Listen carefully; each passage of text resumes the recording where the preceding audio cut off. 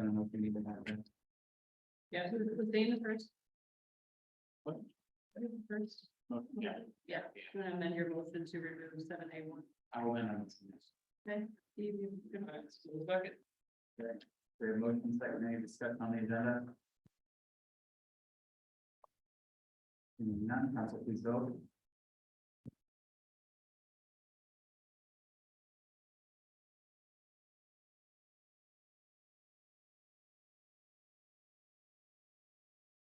That is approved. Takes us to presentation for Summit Carbon Solutions Project.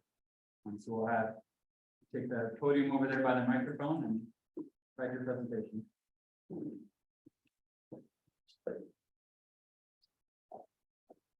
My name is Grant Terry. I'm a senior project manager with Summit Carbon Solutions. I guess first and foremost, appreciate you letting us come out and give you guys a project update. Joined this evening with Bill Sullivan. He's with Turnkey Solutions. They're going to be he's going to be leading the forefront on our non-environmental permitting as far as a few other components of the project itself. And then Garrett Gillespie, he's going to be one of our CME on the project, which when we get down to construction, he's going to be directly responsible for controlling a big piece of the construction, kind of leading a mainline spread when we get to that point. And then my role is essentially everything. If you were to cut Iowa directly in half, and the western side, I'm going to be responsible for any and all activities project related when we do get to that point. And I've been on since last August. I've kind of had my hands in everything. But the way I kind of like to do this, and I've done it in the past, is kind of do a high level overview and touch on a lot of the key milestones that we've reached at this point, and kind of where the project's at, and then typically open up for questions at that point. Is that sufficient? Okay, perfect. So as far as with the project itself, I mean, we've pretty much hit all of our major milestones associated with contractors. You know, I think in the next 2 weeks or so, we'd like to have our mainline contractors for not just the state of Iowa, but all 5 states and everything associated with the project, and the mainline construction have a contractual obligation with them, which when you do think about these big pipeline projects like this, or just big construction projects in general, when you get to a point that you do have your mainline contractor kind of locked in, it's a very important point. It's a big milestone on, you know, a huge project like this.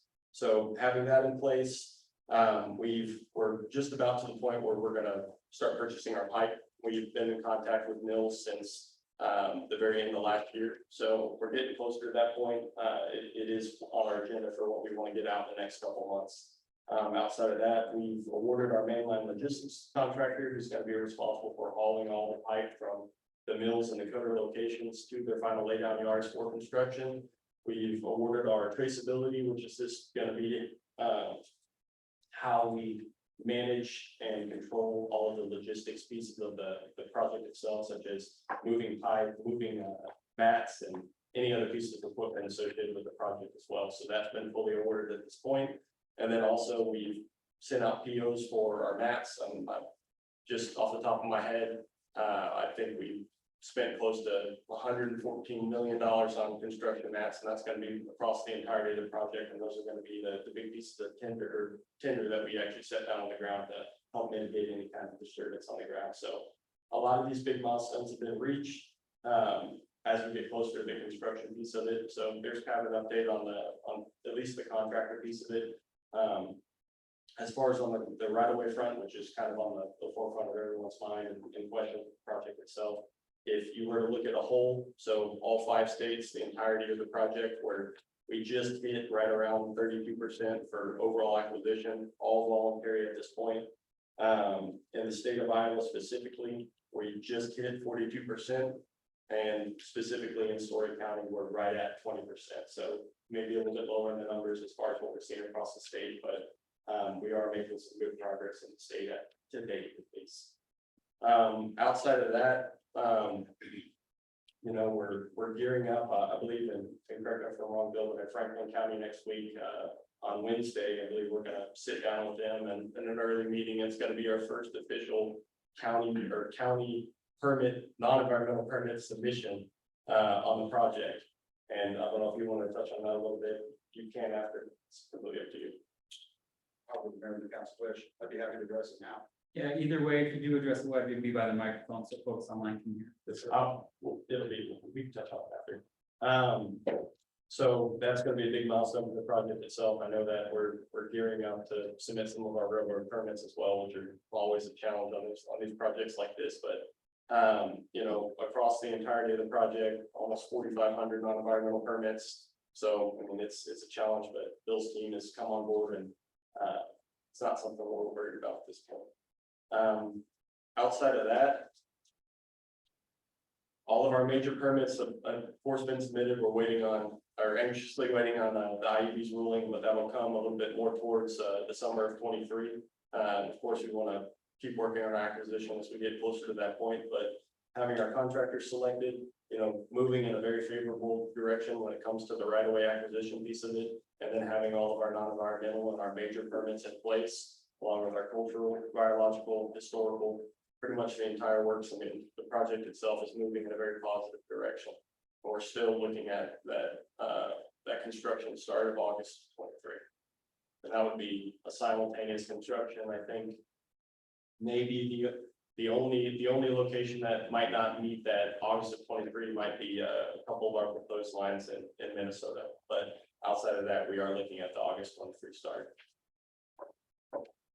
That's kind of the, I guess, a down and dirty, if I want to phrase it that way, of kind of all the major points on the project, kind of where we're at right now, and like I mentioned, the contractors, of course, a big piece of this, so we're moving in a very good direction. Could you, for the people online and maybe even some people sitting here, kind of be more specific of what everyone hears pipeline? Yes, sir. Would you kind of explain to everyone what the pipeline's for, where it starts, where it's going? Oh, The end game sort of thing, you know? Yes, just sir. to kind of more understand Yes, sir. what someone's trying to do here. Okay, so I guess, my apologies, typically at update meeting, I wouldn't touch on kind of what we're all about, but, you know, what we're trying to do is, you know, we've strategically partnered with, 35 ethanol plants across 5 states, so Iowa, Nebraska, Minnesota, South Dakota, and North Dakota, and what we're trying to do is, we're essentially taking the CO2 that's being emitted directly to the atmosphere, so out of their vent stack, during their ethanol production. We're taking that CO2, we're putting it through 3-stage compression at a facility that's located at the ethanol plant and pumping it to a line. So it would be in a dense phase, moving through the pipeline, and we're gonna take that compressed CO2 up to a strategic geological formation for permanent sequestration in North Dakota. It's just northwest of Bismarck. And at that sequestration location, you know, we've got a proposed storage capacity of somewhere in the neighborhood of 250 billion tons of storage capacity. So the way our line is currently sized right now, 12 million tons. So we'd be moving 12 million tons a year. So we could theoretically flow for this capacity, and you know, what happens whenever storage runs out is always a question. So we could theoretically flow for 100 years at maximum capacity and only use up 1% of the available storage in North Dakota at that sequestration site. We're in the upper 90s of percentage of a partnership with those landowners up there for that sequestration pore space. And what that pore space is strategically located between a mile and a half deep, and it's under I guess a non-permeable cap rock, so to say. I'm a geologist.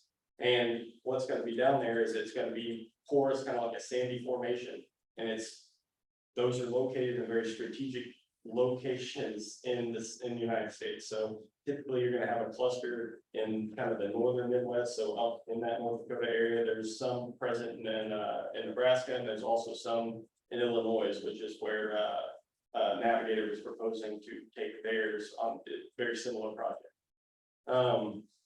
So that's what we're trying to do as far as why we're doing it.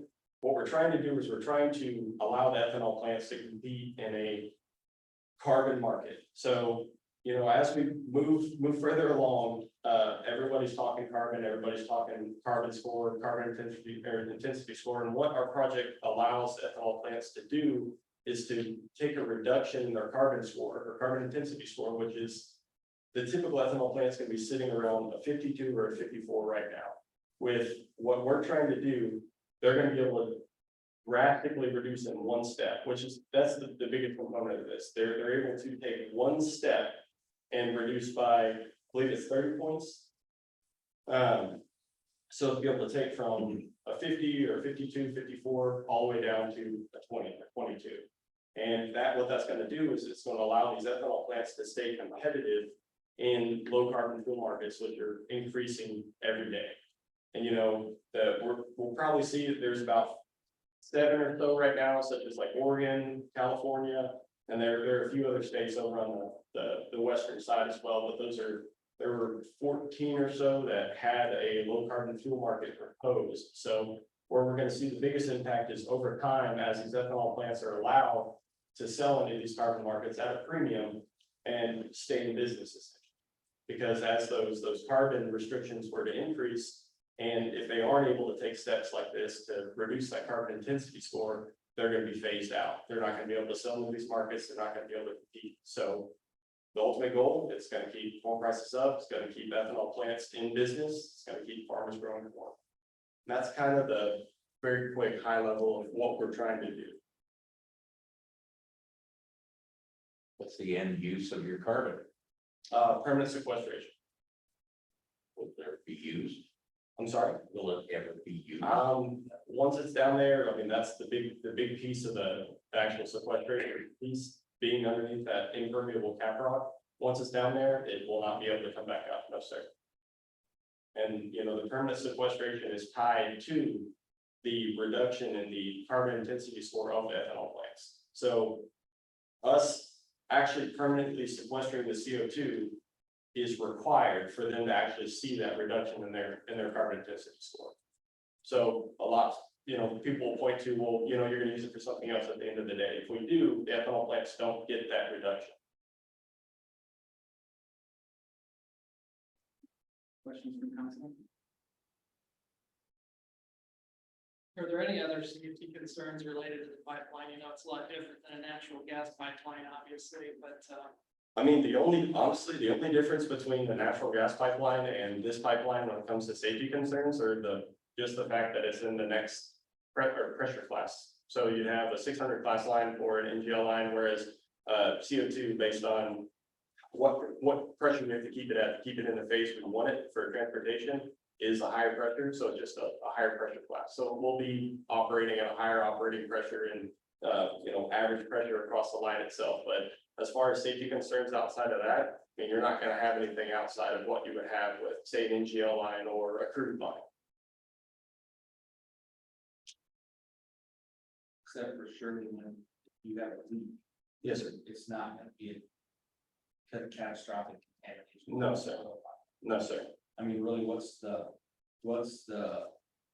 con of, let's say you have a leak.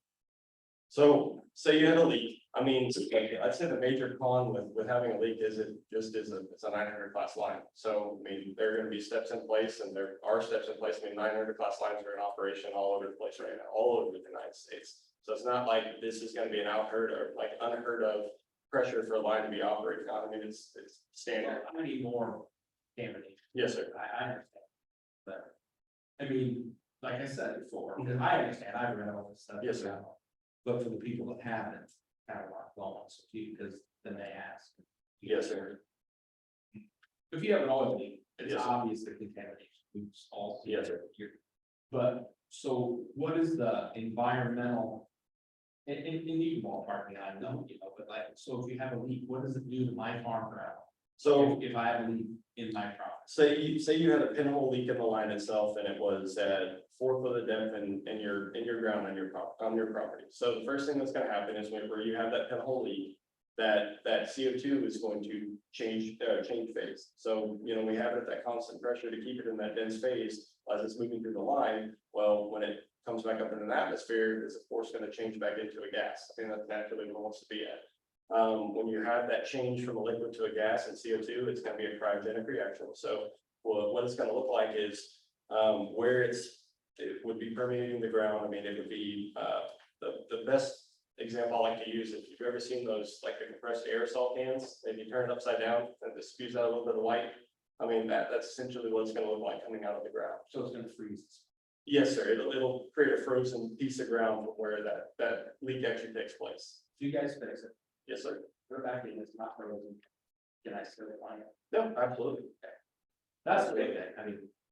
You know, we know what petroleum does, and we know that gas, we know that, but I know CO2 is totally different. As far as like the That's why- contaminant. I didn't mean to cut you off. No, that's fine. As far as the contamination that you would see, like with a crude line, as far as. I mean, I've worked with a group that was responsible for crude line, and they did have an incident where the line was punctured, and I mean, it was. An acre plus as far as contamination with the crude, and whenever I ended up leaving that company, I mean, they were still working on remediation with it. And I mean, that's not something you're gonna have with a product like this.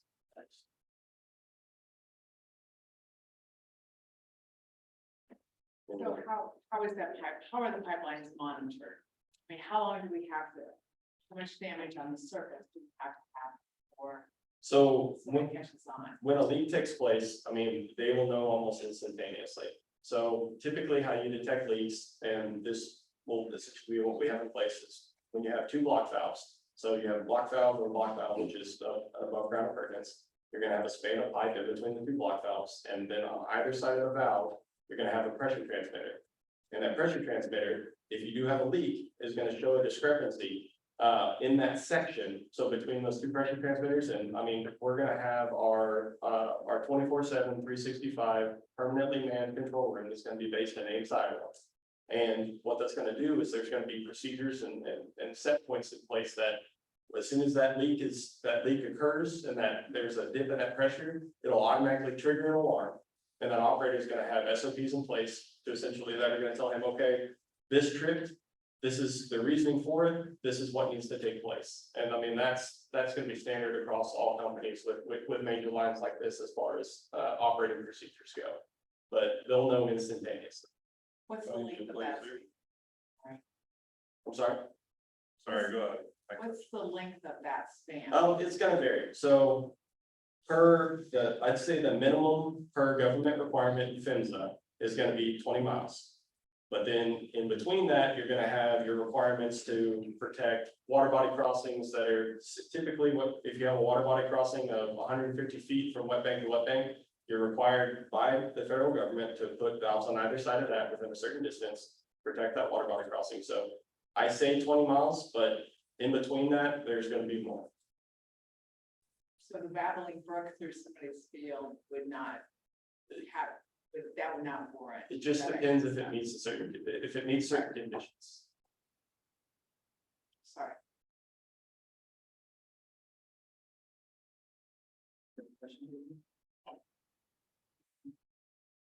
Other council issues?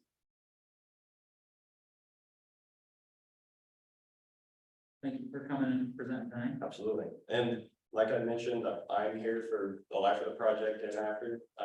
I do have some cards with me that I'd be happy to leave with anyone if you do have questions after the fact. I live just about 20 minutes south of Ames. Like I said, I'll be here for the long run. Thank you. Sounds good, thank you. There you go, public comment pertaining to pipeline, and we'll do that in the public, get to that. So we'll move into the public hearings. Public, hearing A, proposed amendment to development agreement for Bio Nevada LLC. So number one is the public hearing, on the development agreement. Aaron, did you receive any written or oral comments on the agreement? And, is there anyone here tonight to speak on the development agreement with Verbio? Seeing none, we'll close the public hearing, move to resolution number 16/2023, resolution approving amended development agreement with Verbio Nevada LLC, authorizing tax increment payments and pledging certain tax increment revenues to the payment of the agreement. Move to approve. Sorry. Steve, Jason, other discussion? Seeing none, council please vote.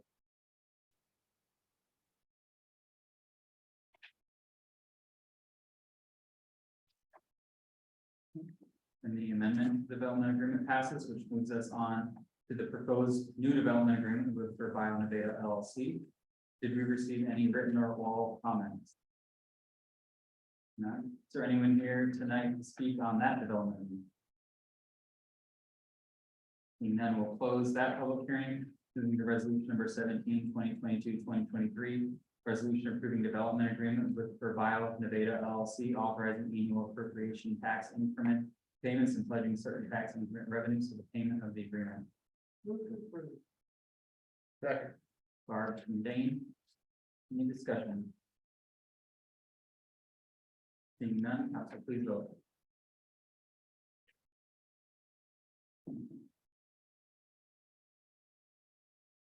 That's approved.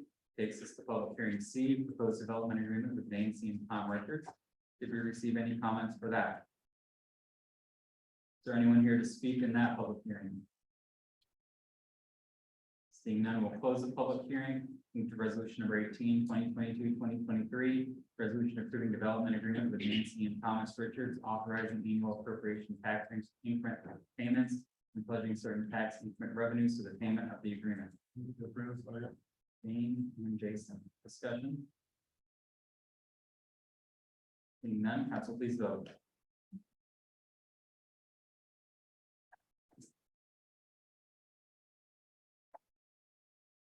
Okay, that is approved. Takes us to the consent agenda. Any item may be removed for separate consideration.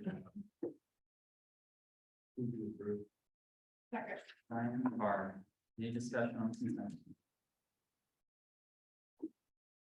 Seeing none, council please vote.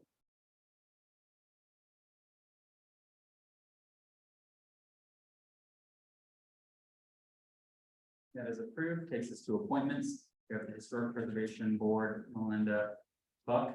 She was planning to be here, but we heard from her earlier that she's unable to make it, but her application would be in your packet.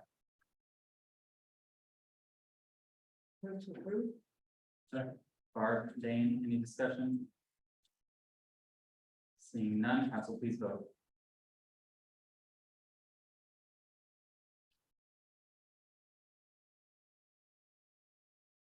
That is approved, which takes us to the public forum, which is time set aside for comments from the public on topics of city business other than those listed on the agenda. No action may be taken. Please keep your comments at 5 minutes or less.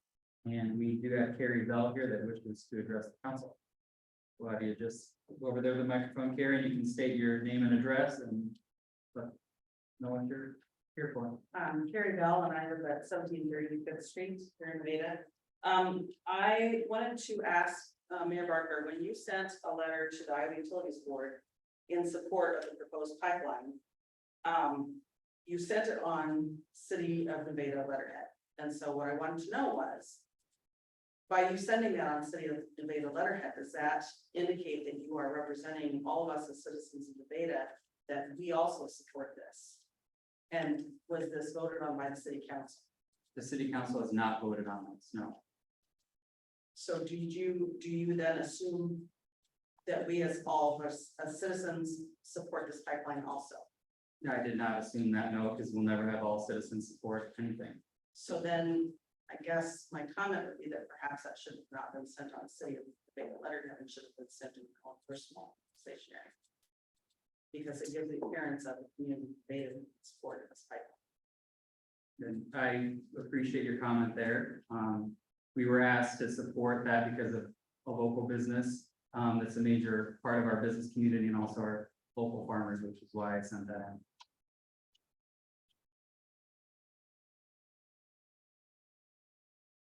So in the public forum, do we have any other topics? Seeing none, we'll close the public forum and move into old business. Starting with old business A, discussion of appropriate follow-up regarding dangerous building 536 4th Street.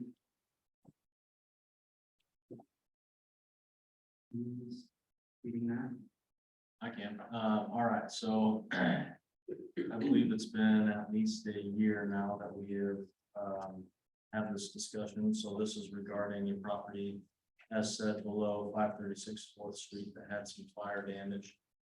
And I guess I would like some guidance on what you would like to do next. If you would like to offer an extension, or how would you like to proceed moving forward? As the property owner indicated, he has intention of finishing the project this morning. He has expressed several times that he does want to finish it. He has had some issues with, I believe, some materials and contractors over the past year. And that makes sense because it has been typical, so that he has expressed. Has there been periodic progress on the project or? is it kind of- I would have to refer to our fire chief for that because the next step was, he was supposed to present a plan with his architect to our fire chief. Yeah, since the, Greg Reynolds, Fire Chief, since the council approved the, 1-year project, we have not had any communication, we have not had any plans submitted to us, and there's been no work on the property that we can tell.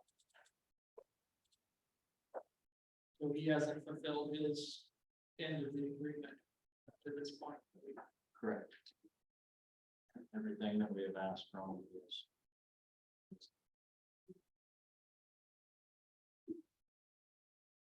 And if I recall, Steve, you were, he said, you might have heard it. I think all we asked for is a plan, but we didn't say it had to be done.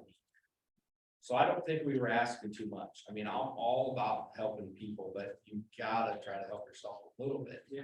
It's not like we said it's gotta be done in a year. But give us a plan on what you're gonna do, and he hasn't even done that.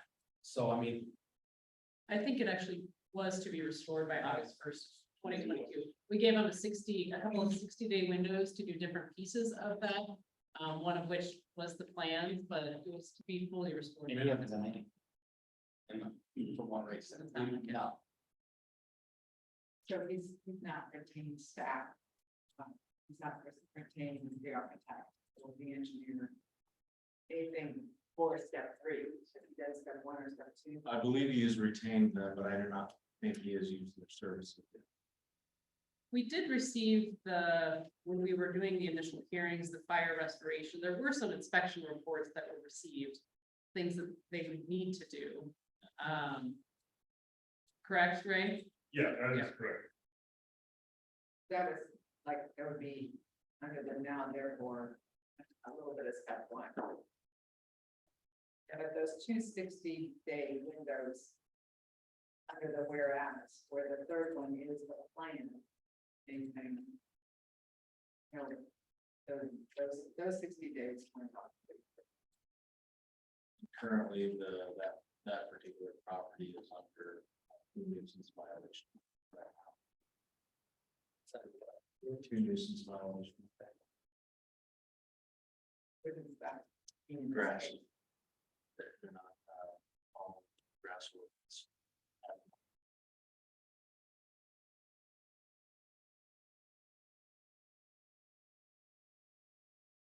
So obviously, we wanted to take action on rooting the property. It's not being kept up to consider the standards.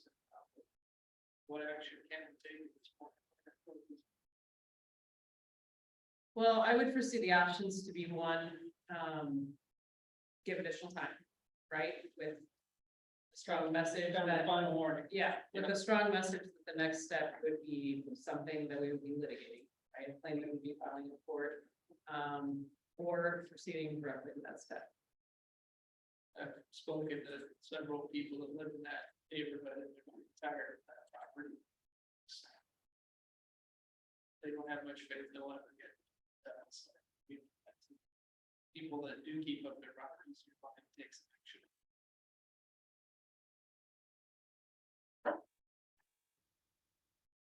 Yeah, I don't know, if we give him the final warning, then. You know, what's the warning? Come in and promise us you're gonna do it again? That's kind of all he'll do. Okay, so my option is, if you do give him a time frame, and if he does not do any of the things that we're requiring him to, what action would you like to take next? Like us to assume the property as we were, or acquire the property as we were in the beginning to help mitigate that issue, or how would you like us to take the next steps? So Aaron can draft it. Well, and maybe some of that discussion we would want to have in closed session, pending threatened litigation. So I think, I think the direction that we need now is, do we want to set that for the next meeting? Or do we want to do you want me to send a final warning? And then we have that as, 30 days from now, we have that. And discuss it 2 weeks. That's what I would do. Okay.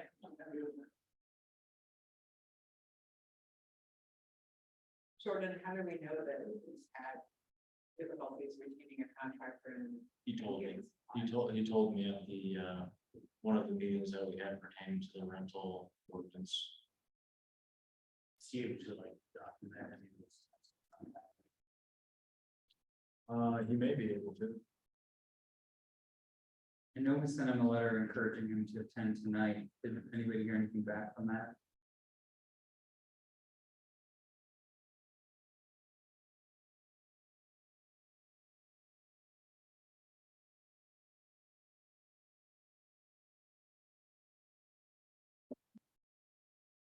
Sandy's monitor is moving on its own, that's what we're Yeah. looking at. It's like, It's very weird. Okay, so I will draft the. I will. One letter. Mayor.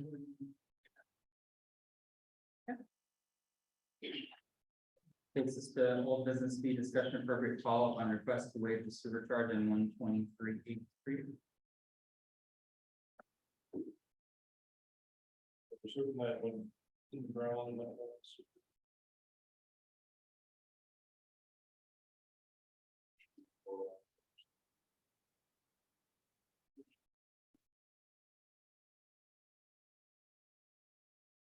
I can move to consider option. Sorry. Discussion.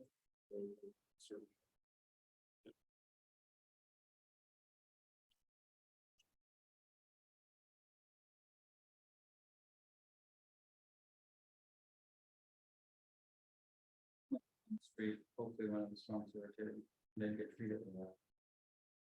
Oh, yeah, the only way to get triggered going down his sewer in his house. Ran in the yard or ran down the street. It was going to sewer. Because it said those, I'll assume that it didn't go down the sanitary, just went down. I'd be in favor. We've done it many times. We're not doing anything out of the ordinary, but.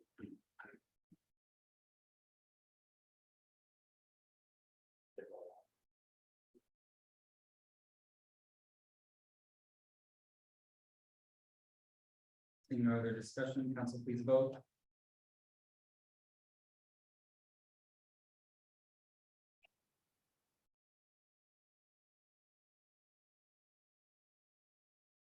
Approved, takes us to old business C, ordinance number 1023, 2022, 2023. An ordinance amending the city code of Nevada, Iowa by adding chapter 158, property maintenance and residential code, second reading. Approved. Second. Discussion. Seeing none, council please vote.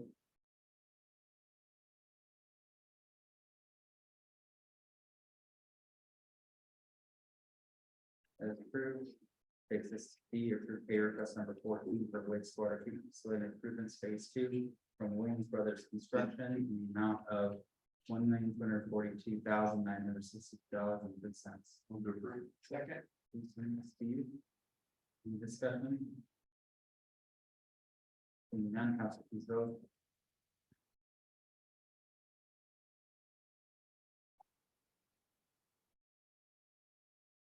That is approved. Takes us to E, approved pay request number 6 for wastewater treatment facility improvements phase 3 from Boomerang Incorporated in the amount of $310,132.05. Sorry. Basin. Discussion. Yeah, I was just wondering why the impact between what they submitted. Is there a lack of clarity about when submissions, or where that cutoff date is? Why was there such a discrepancy between what was proposed to approve and when they submitted? Why isn't it right? Coming from that?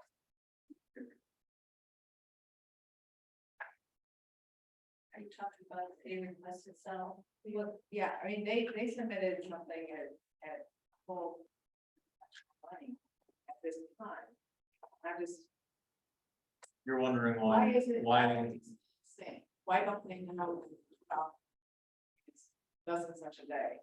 Or what is that the problem? Is it a communication issue again, or those folks? Or didn't we have a communication issue?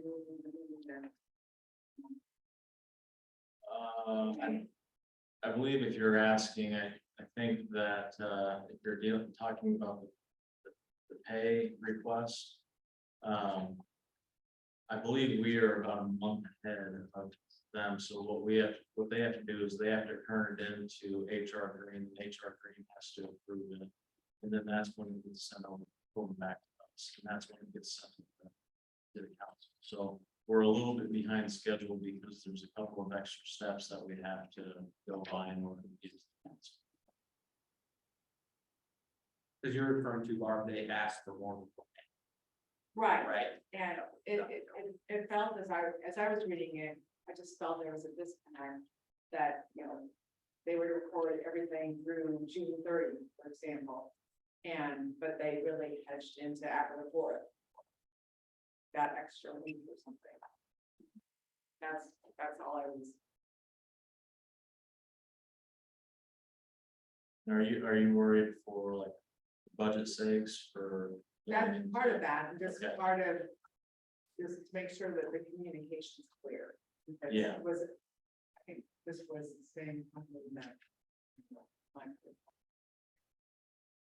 We've had a couple of mishaps when it comes to that, and Mike has addressed that with Yeah. WACI, and we have addressed that with Boomerang, but Boomerang has also gone through a couple of transitions in the last month and a half. The project manager has left to go to a different site, and they had to bring in completely different project manager for it, so that could have been part of the reason why it got off track.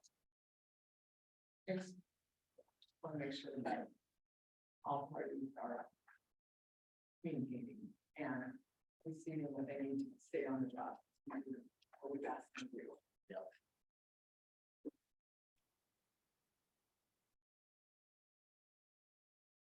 No further discussion. Vote.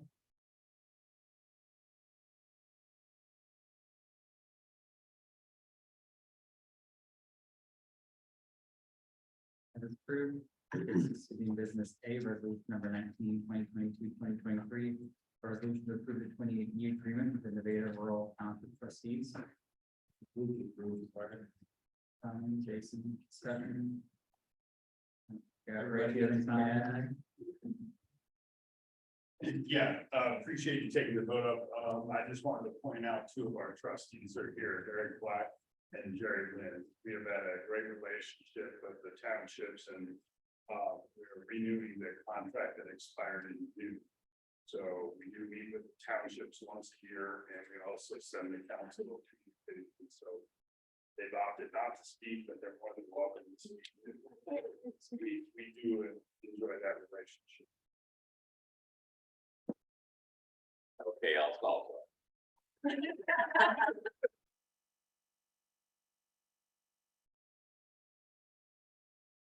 Had the blessing to be president of the Nevada Rural Fire Protection Association, which I think only Brian was on the city council at that time. And we went through a very long, drawn out debate over how we were going to be divested of our equipment. And wound up, cooler heads prevailed from both sides and drafted that first 2080, which obviously that was the question is here. It's expired, as you well know. And our chief has done a very good job, I'm sure, along with city employees too, to draft the new one and condense it, make it better. And we all had a meeting out to my man cave and pretty much unanimously voted it in. So that's why it's signed and it's here for you for your viewing pleasure. So have at it. Thank you. Thank you. Thank you, council. Seeing none, council, please vote.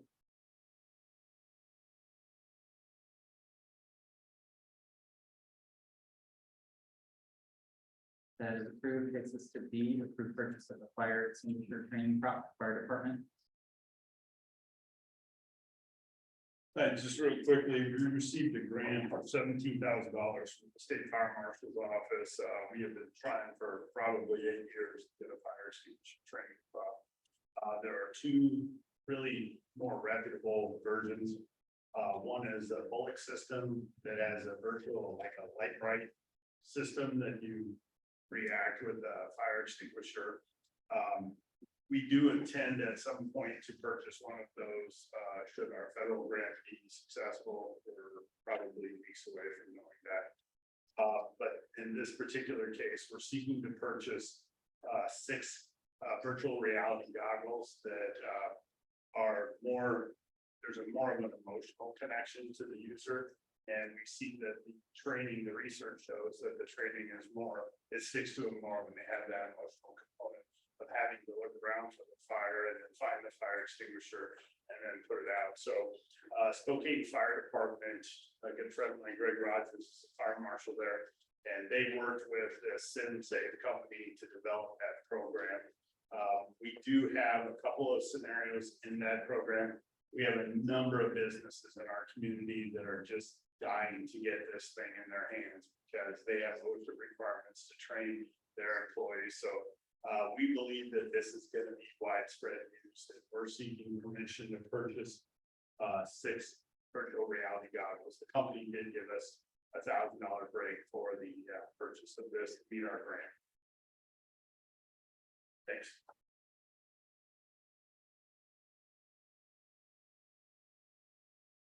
Move to approve. Second. The discussion. Seeing none, council please vote.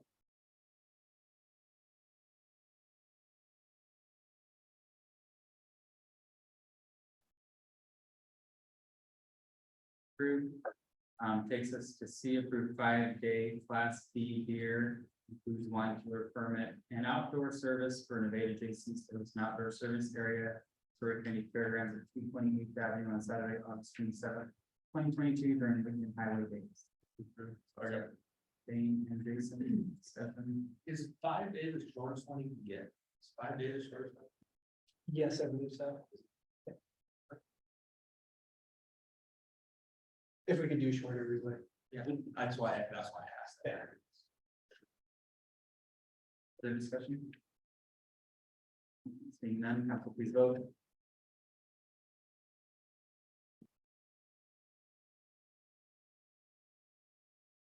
And that's approved. Takes us to D, approved recommendation from planning and zoning commission to approve the special use permit to allow residential units to be built on limited commercial zone property. Second. Brian, Barb, discussion. Seeing none, council please vote.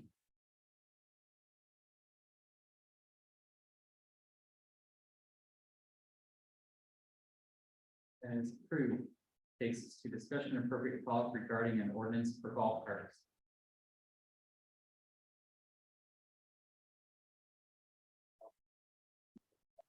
I know I have these are here. I think they're both. So anyone here for the golf carts, is it all ATV? Yeah, ATV. So we can talk golf carts and move on to.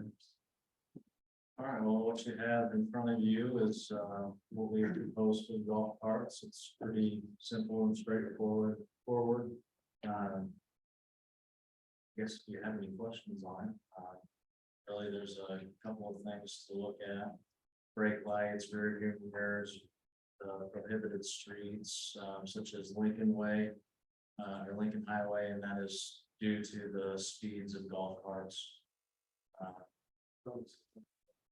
Speed limit 70, Lincoln Highway, West 18th and 19th.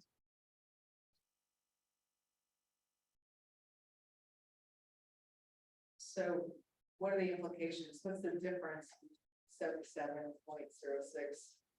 and 72nd, $77.06, or. All right, so I have. Naming, actual naming of the streets, or is there more information than that? Yeah, so 7706 actually goes into detail about the actual streets, so Lincoln Highway, 18th Street, 19th Street. The latter or the below basically just prohibits you from any streets that are above 30 miles per hour. So if it's listed as 30 or lower, the golf cart is allowed to go on.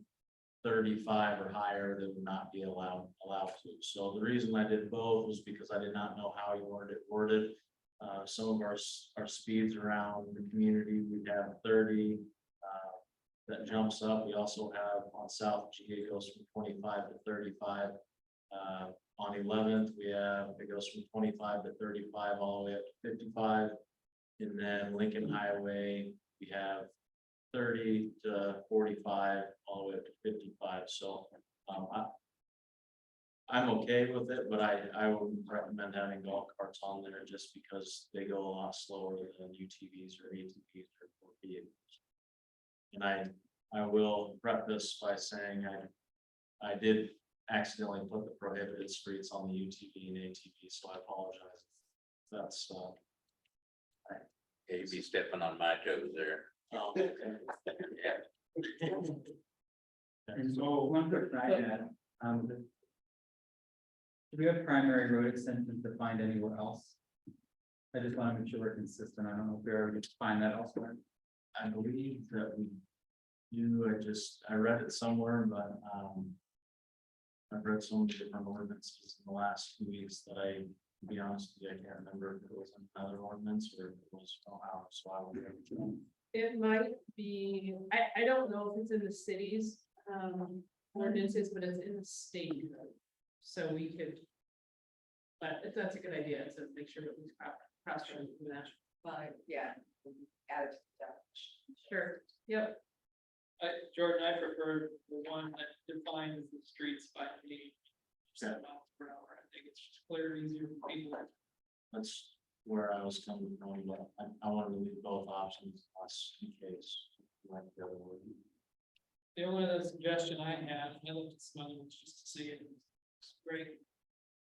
It's like most other cities are doing it. Some of them had a rule about no towing of any item. So you're not towing your lawnmower, you're not towing your brother on roller skates, you're not towing anything. Yeah. Where's my one for that?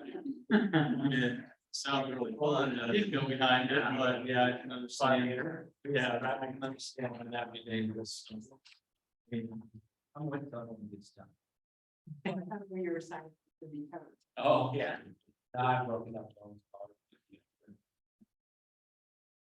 He's surfing behind the thing, man. My problem with prohibiting streets, and I'm just gonna use. Let's say everyone that they're Indian race. They're pretty much on an island. You live in Indian. When it comes to that, we had to let them ride, we had to let them drive the golf carts on our bike trips. Cause that's what's gonna happen, I'll guarantee it. Somebody's gonna live in Indian Ridge, gonna get on the bike trail with golf cart, cause they can't go down like. And someone else, I don't even know who it was, maybe it was Dave, we were talking before, used the analogy of mopeds.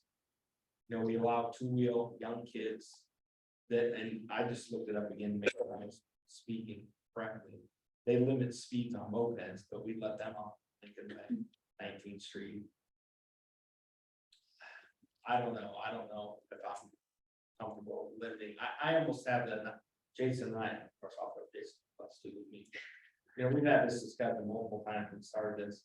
I'm almost in the place that we don't restrict anything until we have a problem. I mean, if anything, if you in my opinion, the speed limits on 19th Street and out by Indian Ridge ought to be lower than they are anyway, in my opinion. But that's a whole different discussion. I just think that we are putting some people on an island. Theoretically, put them on an island by your spirit. And what's gonna happen is they're gonna be on our bike trails, there's no doubt about it. So, I mean, we have bike trail, I mean, I don't wanna use bike trail, that's not a good word, but. You know, I'm gonna use Indian Ridge again, Lincoln Way is widened. So people can ride bikes and stuff. That's why I don't know if there's a problem with it as far as people moving on that. I hate just that, but. You know, it'll come to the ATV and I know you inadvertently put those on the deed. That's just kind of the issue I have with restrictions on streets. You know, I'm good with the lights and the turn signals, and lights after dark, not letting little kids ride. I mean, I think we're all be on board with that. I mean, we can always change it. Right? So you can't always change it. The state code reads that golf carts shall not be operated on a city street, which is a primary road extension. So that's where a lot of that, the language on the golf or cart ordinance came from state code. But we can just not, but am I correct, we can just not be more restrictive. in the State, right? We can be less. You cannot be, well, but if it's already stating, that's correct, can't be more restrictive, but if they've already encompassed that area of law, which they have with respect to like where you can operate a golf cart, we can't change the route. So that would just be regular.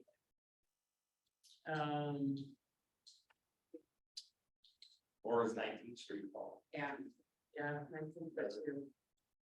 So that's where the language came from. That's specific to golf carts. It's a specific regulation about golf carts. What 19th Street?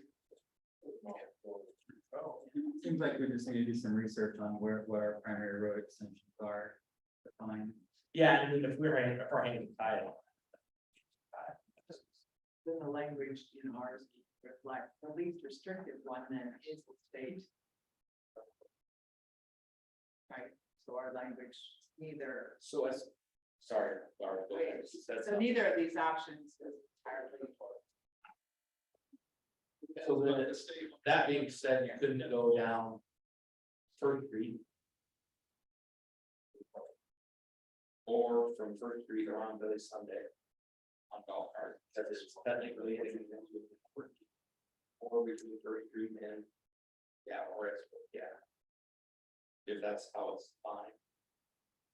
Could you say that again, that code? I didn't quite hear it all.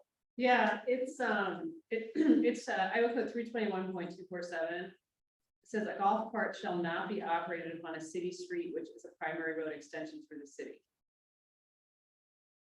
Through the city. Yes. Yeah, That's like like your First highway, Street, right? maybe even highways. It's a state code. That's state. So 19th Street wouldn't fall. Terminates, I mean, but that doesn't do you any good, because it came down 19, you got like way beyond that. You'd have to get off the softball. Okay, 19. and the only reason I brought it up is just that reason. There's a lot of people that are using it, and a lot of them have golf carts, because I've seen them driving them around. Or they even had, you know, but that was just my thought. Was, you know, they can't, they're on their island, which might be fine. Might not be a big deal. But they'll just buy side by side. I do think having the definition there is gonna be helpful, Yeah. so. So we probably need to nail that down, Nikki, Yeah. Clear about what an what it extension means is. to town. Right. Yeah. Anything else on golf carts? So update the definition, take out one of those prohibited street definitions, and then we can bring it to the council. No towing. No towing. Yeah, no, dang it, I really wanted to get that one by. I remember when I was young and did that on back in the golf. I know what my boys. Yeah.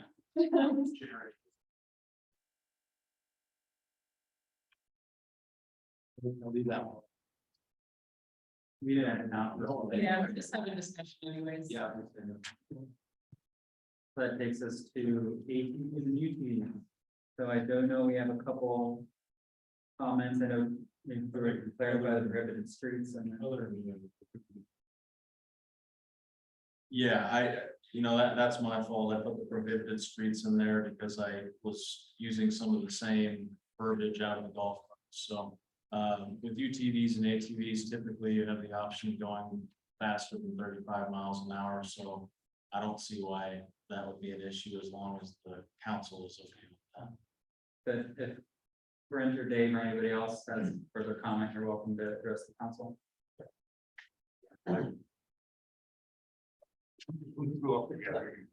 Get it over with.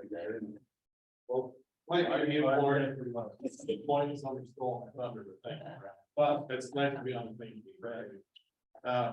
First of all, thanks for addressing this in a timely manner. Appreciate that as an avid BTD driver. You know, it's for adults, we're not gonna be buzzing through town. You know, I might go to the car wash and clean it up, and I might go up and get gas, but it's probably not for a joyride on the paved roads of town. You know, we just want to use the paved roads of town to get out to go out and have more fun. So the prohibited streets might be a new point. We also, Brian said a lot of that, you know, we're adults by 18-year-olds or older. If we allow 14-year-old on those roads, we should. Brian already mentioned the issue with those that live in Indian Ridge, West 18th Street, those that live on Lincoln Way. We're locked them in, they can't even get out of the driveway, basically. You get to where they want to go. And if you did open up the city, you know, we just got back this weekend from Wisconsin. All we did is go to one restaurant to another, you know, one place, and I looked at my checkbook and it's like, I wish I could have left some of that here in the day. You know, so you'll probably see some of that on Main Street. Okay. But having the prohibited roads, get rid of the most direct and accessible routes, right to those gravel roads, and that's what we want. It'd be extra miles, you'd follow everybody past a couple people's houses.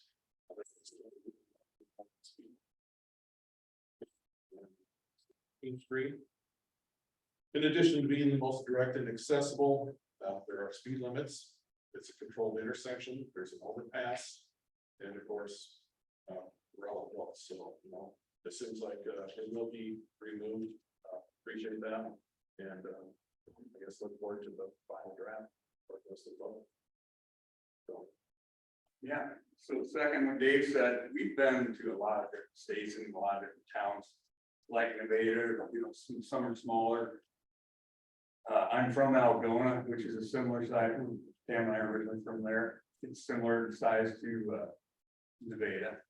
And they adopted their own ordinance, I guess. Back in 2018, you see all kinds of families. Grandparents and, you know, grandkids going up at the coffee shop.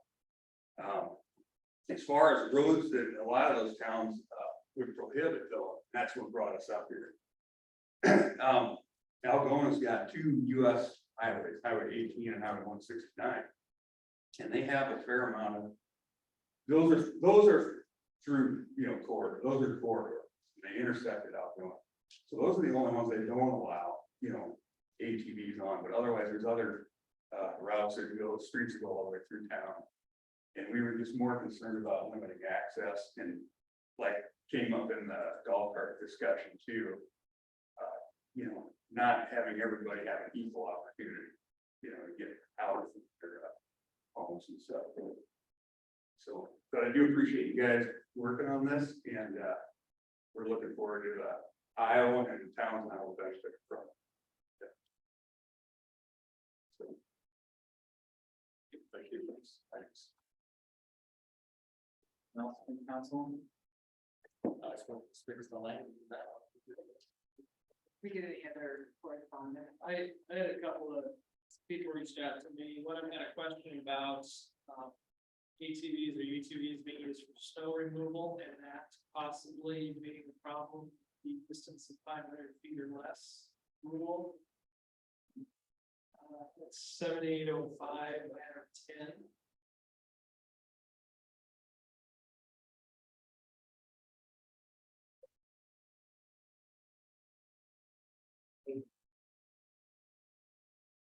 Should not be operated in visibility as such, there's insufficient light to clearly see persons and people at a distance of 500 feet or less. So what happens if it's snowing? Are they asking for plowing on their own private property, or are they? I think they're asking to transport their UTV across town to move snow when it's snowing out. Well, they should have lights, so that should help with visibility. Yeah, I mean, it's really a safety consideration, so I guess it's, on which side of that would you like to err? I don't know, I determined, yeah, 500, I mean, it sounds really. Small field. It's pretty well. We have something to add. We have something in the proposal where lights need to be on, because in other states and towns, you're more or less you're required to have your lights on. And it is a safety thing, you can see these things coming a lot better than they're on. But it's part of the state, part of the Yeah. State codes, good, okay. Yeah.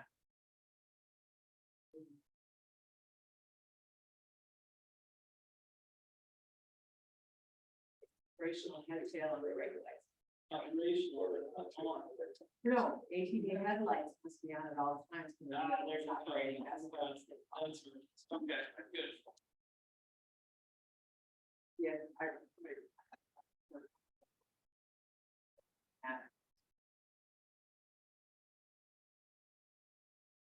Being almost two cities long. So.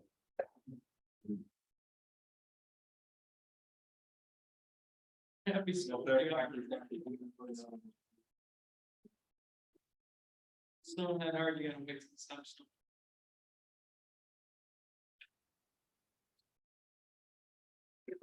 Yeah, yeah, no, right, yeah. Wait till it's done. If you're concerned about the distance, you can always amend it. I think it's fine. The other concern I heard was, 10 p.m. cutoff. They're like, just have to do that earlier. Maybe later.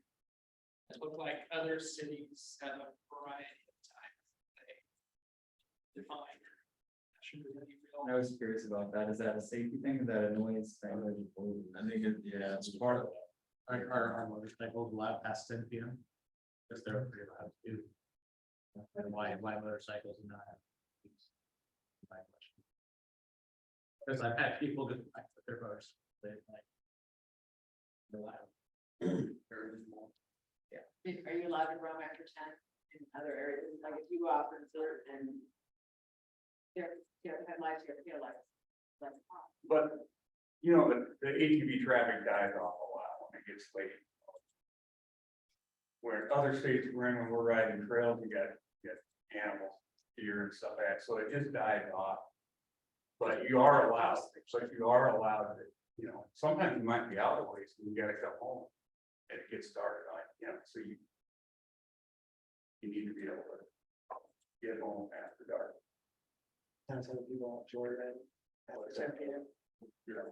not too much. Yeah. That was good. I don't need to be done worse. Cause I'm a pain, how many guys are driving down Lincoln Way at 1 o'clock in the morning, gas their car, You guys are just thinking about trains and how many trains we have go through the middle of the night, right? It seems I to think we should take the time. My opinion. I'm good with that too. I think it just, Lots of nodding. Anything else? 7814 reference golf course.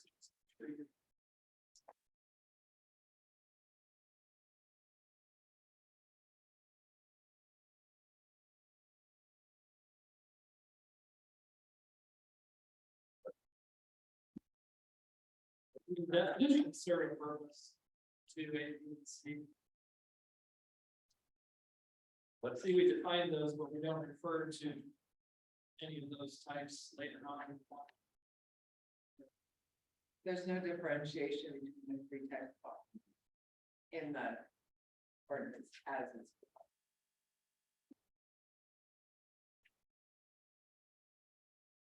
So does the state Just- already define them? It does. Yeah. The state does. Yeah, so we're just repeating. We're just saying that it's just, it is inclusive, that definition is inclusive of those other types of. You have to be driving one of these guys. Does this match exactly what the state has? The definitions, yes, that's. So I just want. And I would prefer, frankly, for citation purposes, that we have it in both. Yeah.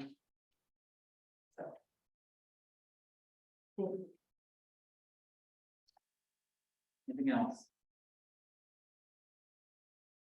Okay, and we'll move on to discussion of appropriate call from wastewater treatment plant project and SRF financing review.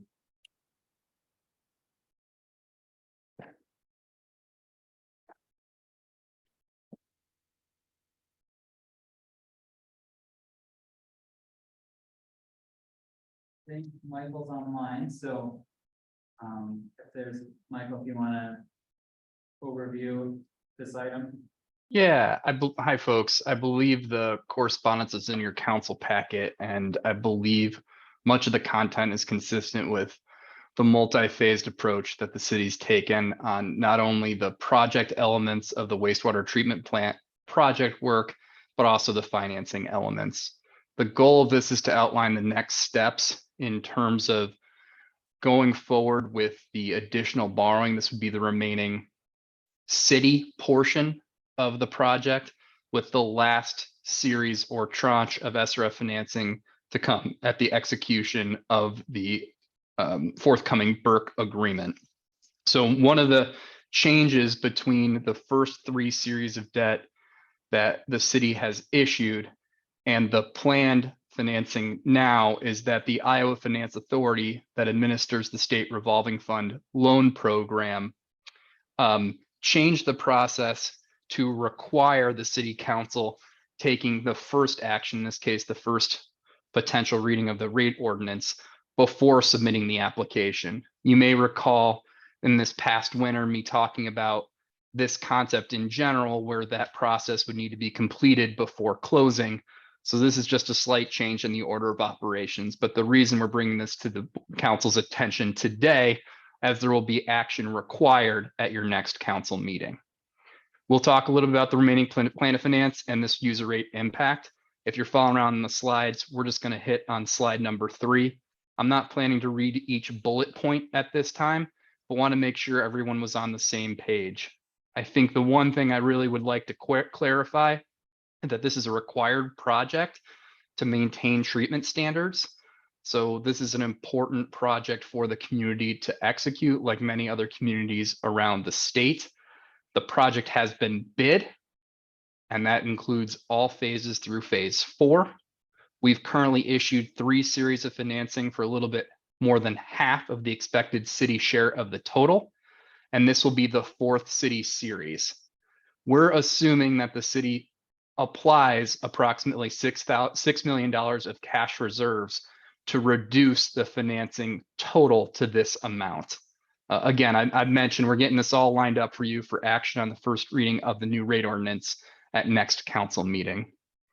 I'm not going to go through every line again on slide 4 for the project costs and assumptions, but I want to be clear that what we've done is isolate the city's share of the work, as well as how this project and financing fits into the overall sewer cash flow. So we've done some detailed work working with staff, making sure our assumptions are conservative but reasonable in terms of a go-forward basis. So we've done the types of things we've described to this council over the last several years in analyzing this project, financing, and rates. This, again, is one of the last major portions and elements to help make sure the city can pay the upcoming contractor invoices as they keep coming throughout the fall. Slide 5 talks a little about the scenarios here. Everything is being financed through the state revolving fund program. It provides low cost, low interest loans, 20-year term at 2%, 30-year term at 3%. Obviously, a project of this nature is eligible for that type of work. You can always prepay at any time without penalty.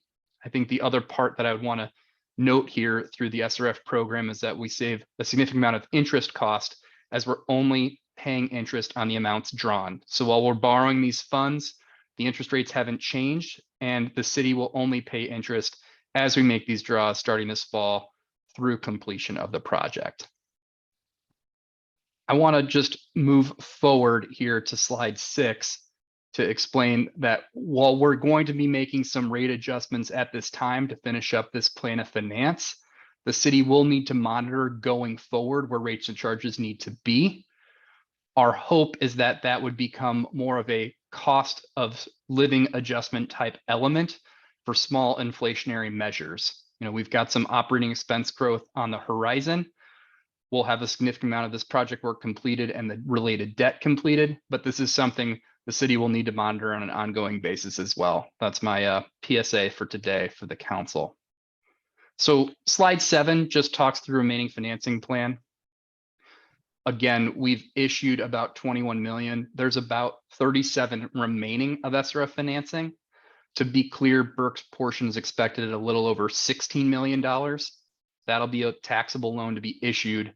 Instead of rates and charges of the city being set, it'll be secured by the actual revenues generated from that future agreement.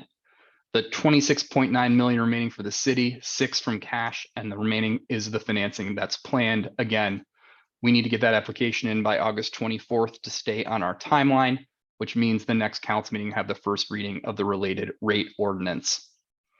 The next couple slides are summary slides, slides 8 and 9 of just what we need to follow and what we need to target for rate sufficiency for the SRF program.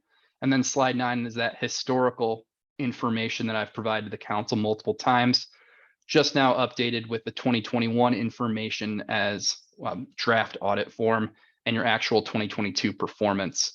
As I've noted in the past, the system is really transitioning from a small system of about $1.3 million of annual revenues with no or very little debt to obviously needing to service that debt with the projection on slide 10 as we go out through the next several fiscal years.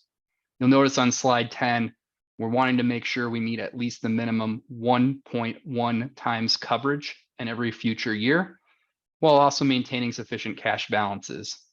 The cash flow after debt will be reinvested into the system, either buffering cash reserves, but more likely going towards pay-as-you-go capital projects that are identified under the city's CIP. This again is the scenario based on the $6 million of cash reserves applied for this project. So in those projections on slide 11, wanted to just be clear again, we've gone from $1.3 million of annual revenue to one that's going to require over $4.4 million of annual revenue. That's to meet your operating needs, plus the debt service on the city share of the SRF loans. We've got to maintain that coverage, think about cash reserves. And then what we wanted to do to really reduce user rate impact was look at how we could structure the debt. And working with city staff, the Iowa Finance Authority, and the Department of Natural Resources, we looked at the 30-year option for the remaining city portion to really help save costs. So between that and the cash applied, it's going to help reduce the cost for the city. One of the issues with the 30-year option is potentially have a higher interest rate. We've been working, Karen and I, with DNR over the last several days and believe the city will qualify for disadvantaged community status for this specific project, which would keep the same 2% rate for 30 years. That's going to provide an extra $6 per month savings on the rates. So just kind of hats off to the city for being nimble as we worked through that. Slide 12 gives you a sneak peek of what we expect for user rates. Again, if we get that positive feedback, this would be the conservative scenario underneath these assumptions. It'll be articulated in the rate ordinance for your next council meeting. The other question is when those rates can be effective. So we're adopting that rate ordinance. You can put those rates into effect the following month or at a future month going forward. The key is to make sure that first reading is going to be executed. On slide 12, just where we're going, and this is a for instance, is talking about the base charge moving, that's the combination between the minimum and the construction charge, from about $25 to $34 per month, and the use charge moving to $10 per month. The average monthly bill information is there, moving to $74 per month based on 4,000 gallons of usage. Again, if we do qualify through the DNR rate reduction program, that's going to be closer to $68 per month. I appreciate that rates may seem like they're going up and are higher. As I've mentioned, this council and various councils and boards across the state and Midwest over the last couple of years doing similar projects, it's not that your rates are going to be high, it's that they've been artificially low for some time. I know I'm the guy from 50 miles away to say that kind of thing, but you may not be hearing that from other folks. And I want to make sure that was clear for not just the council, but also the public. So the last page, slide 13, talking about the current action plan before answering any questions. Karen and I have done some of the preliminary work but we'll be completing our process with DNR and the SRF loan application just pending the city council's first reading on the new rate ordinance at the next council meeting. The next piece of the puzzle is the authority. The city's already held public hearing on about 39.9 million for the phase 2 work. We're going to go ahead and knock out the public hearing for the rest of the work, including the Burke portion, just to have that knocked out and be ready to complete the process in any future month. That Burke portion of the financing, again, rather than additional rate increases related to that portion, we need the executed agreement between the city and Burke to move that forward. And then we'll have a similar timeline in terms of getting that application process done and funding for the remaining balance of that project. I believe work's going to go through most of, if not all of next calendar year. So we're getting everything lined up to be able to pay those additional contractor invoices as they keep coming in month to month. I know that's a lot of content. I hope most of this was review. I doubt much of this is new information as it relates to the project scope that the city council and staff have been working hard to address for some time. But if there's any questions or comments, Jordan or Karen obviously step in initially if there's anything I left out or could use a little bit more color at this time.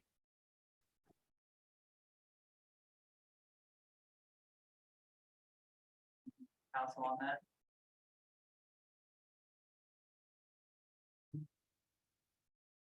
And we will move on to discussion appropriate follow-up of new position of city engineer. Yeah, so in front of you, you should have the description as well as the action form for the engineering services, to have an in-house engineer. I just like guidance and, your blessing to move forward with that position, so I'll be able to start going out.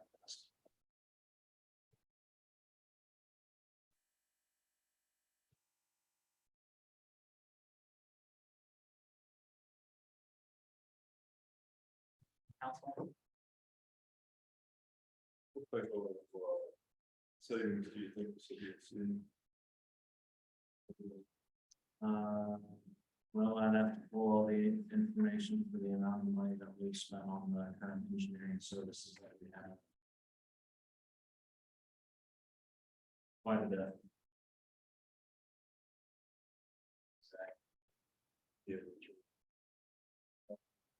Well, hey Larry, what percentage is of all of our projects go to, say, HR Green vehicles?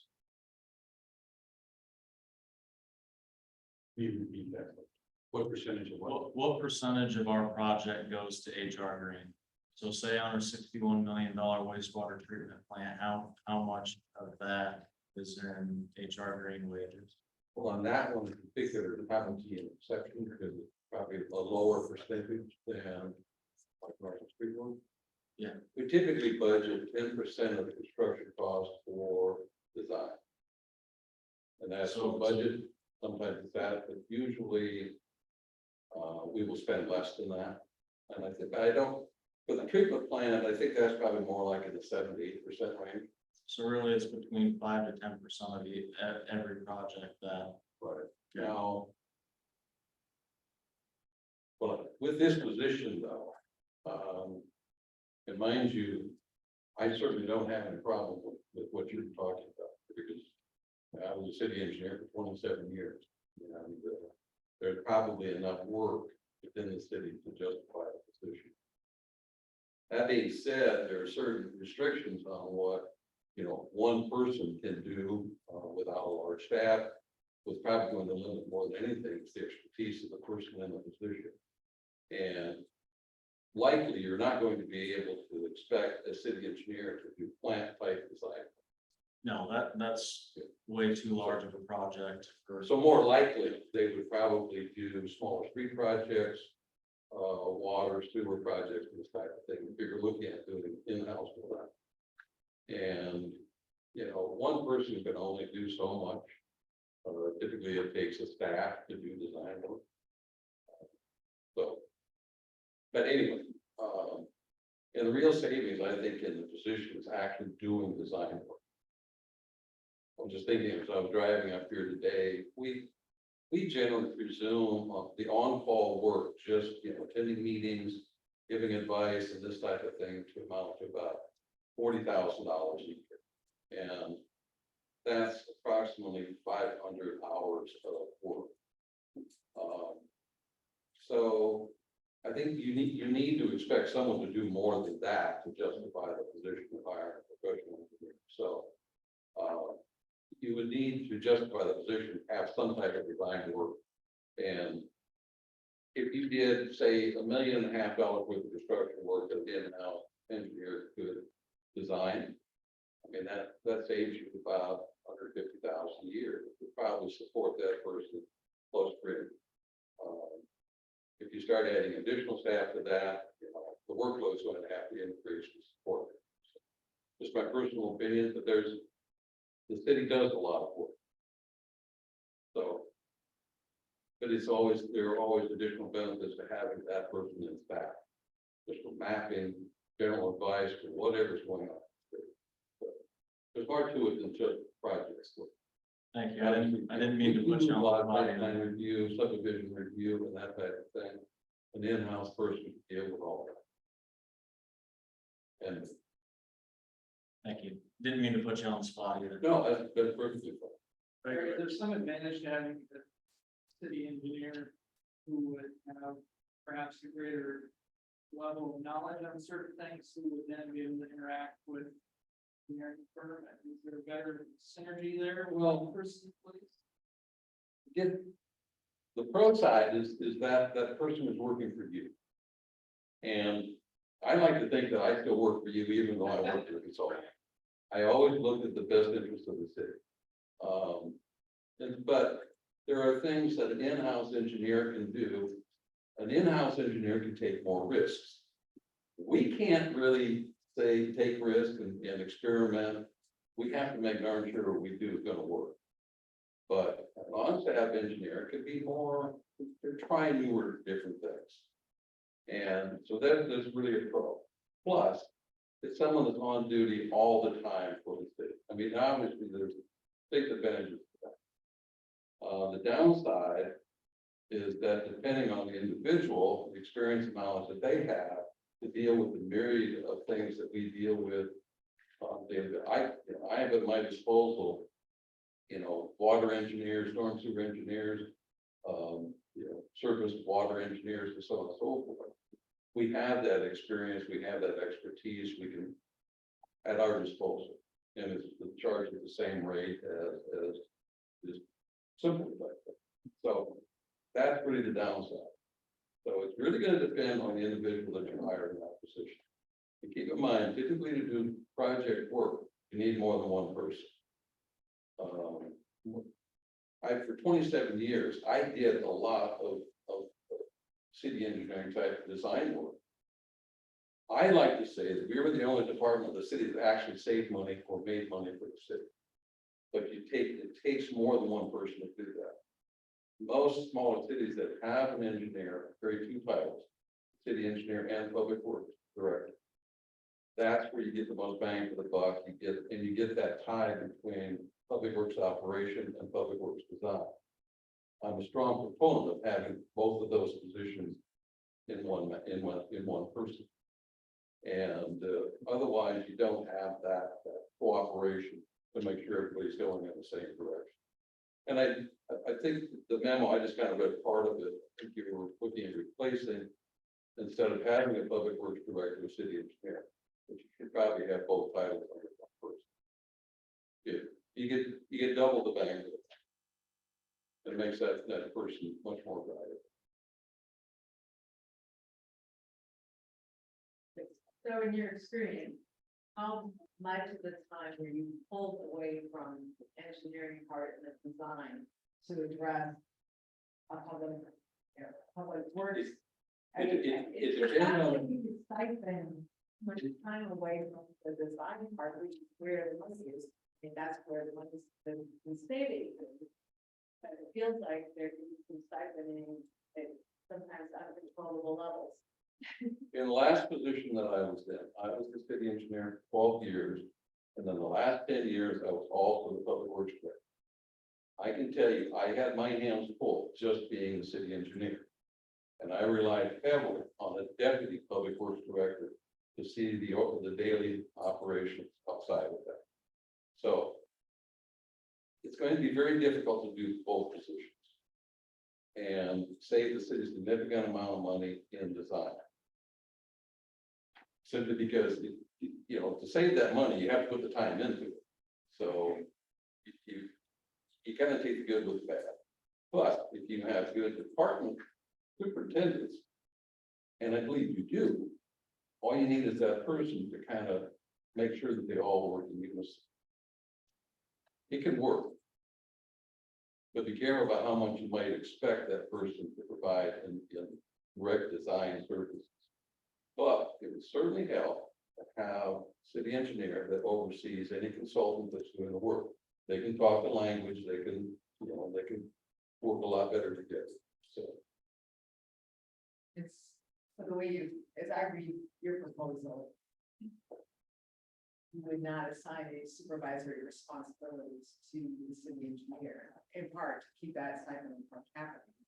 But so then you'd be jumping over that person to do the day-to-day management, and you would be acting as So I would be the supervisor of the city engineer, correct? Yeah. But- I know. Yeah. Yep. So I do not see the city engineer overseeing other departments, because I truly believe that the people that we have in place are very good at what they do and they can run their departments very well.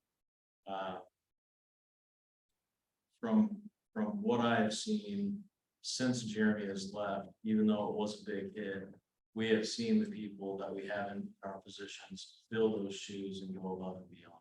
So I do not worry about the cohesion or the collaborative issues that we may have had in the past.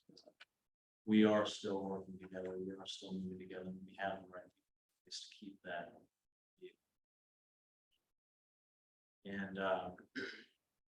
And for the engineer, I see him working closely with all of our departments. I don't see him just specifically only doing streets or water. I have him working on everything, or helping with everything. So GIS is a very important software that we use for almost everything in our city, the cemetery, our water, our sewer, hopefully starting our roads when we can get everything in place. So that is another piece that will help benefit our community as a whole, as well as the city. And if we can get an engineer to do that, it'll help the whole entire group as it. So I see the engineer, you know, having multiple opportunities to teach and educate our staff. And as I did mention in the action forum, that is one of my concerns. He brought up the experience, you know, getting someone that actually can do all of that work, that has done the design work in the past. Because that's a big reason on how to save the money, and that is the main idea, is how can we save money? I realize that we're going to have to go out and get more engineers for certain projects, such as wastewater or water or an overpass or something along those lines. But I really believe that with the amount of work that we have, and really on the smaller scale, I really truly believe an engineer, in-house engineer, would benefit the city quite tremendously now and in the long run. And you were asking earlier about the cost. Well, currently for all of our engineer services, we pay at the low end $85 per hour. At the high end, it's $235 an hour. So, you know, just if we had someone in here 40 hours a week working at that $85 range, I mean, that's over $180,000 a year just in the salary that we pay on the little.